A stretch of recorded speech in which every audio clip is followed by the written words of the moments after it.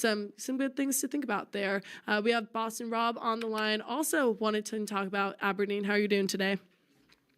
Jade and Luis, good to hear your voices. Thanks so much for taking my call. Thank you. Yes, of course. I want to just talk about this Denzel Aberdeen deal here. I mean, come on. The guy played his freshman year, played 41 minutes. It's not a lot. I get it. He never redshirted. How are these guys getting away with all this? If he wanted to come back and play again, they should redshirt. He shouldn't be allowed to play.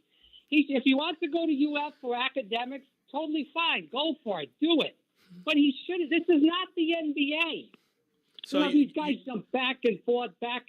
Like, as Gator fans, we shouldn't want this guy back. So, Boston Rob, you don't want a player like Denzel Aberdeen that was pivotal for the success of this Gators men's basketball team last season when they won the championship. You wouldn't want a player like that back? No, but I do. The guy's a hell of a player. Okay, but I'm saying, 41 minutes. You should have redshirted.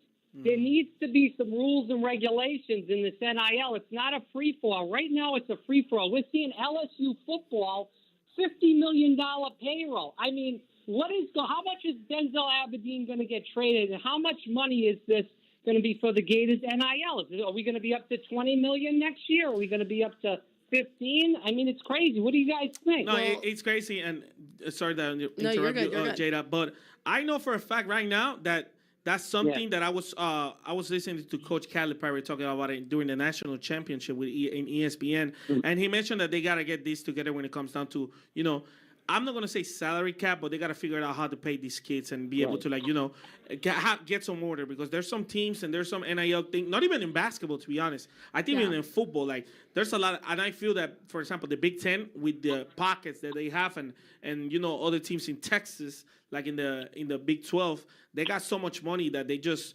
spread it out everywhere, and it's getting out of control. So I think they're going to find a way for these to, being able to be regulated. I think Denzel Aberdeen being the player that he is, and probably the eligibility that he was trying to look for. Probably he didn't have the season that he probably, the numbers would say something different when it comes down to what you did productively on the court, but probably himself didn't feel the way that he wanted to feel in Kentucky, that he wanted to try one more time, and we'll see how that goes. Well, let's not forget, too, when he left and went to Kentucky, he was offered $2 million, not including any extra NIL deals and things like that, too.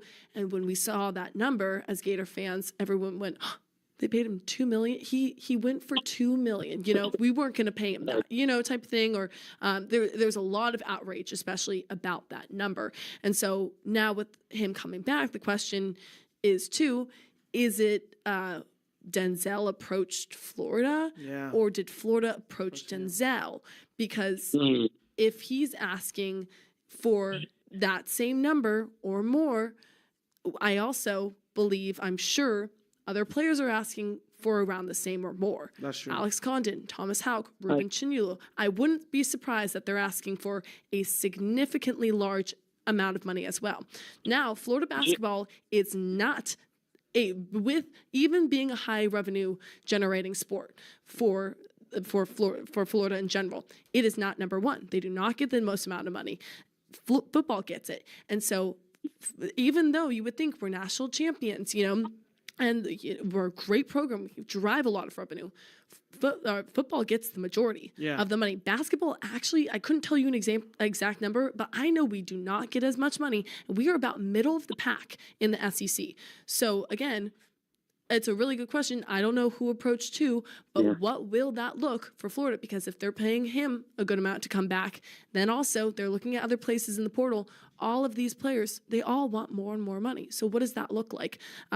I'm not sure, but I do think he wanted to come back to Florida. Did you have something else to? Yeah, Jade. A great point, by the way, Jade. I agree with that 100%. I guess what I was just trying to say, I just have one more question on the spring game, but just to kind of tee off and put the exclamation point on the Aberdeen issue, I guess we need to kind of figure this out, because it's almost like the NBA. I didn't phrase it right in my last point, that you got a guy that's at Florida, then he goes back to Kentucky, then he goes back to Florida. I mean, there has to be some sort of contractual agreement that, hey, you're going to be at Florida for 2 or 3 years, then you can do a transfer, and you're going to make so much money, and that's it. You can't keep getting more money every year.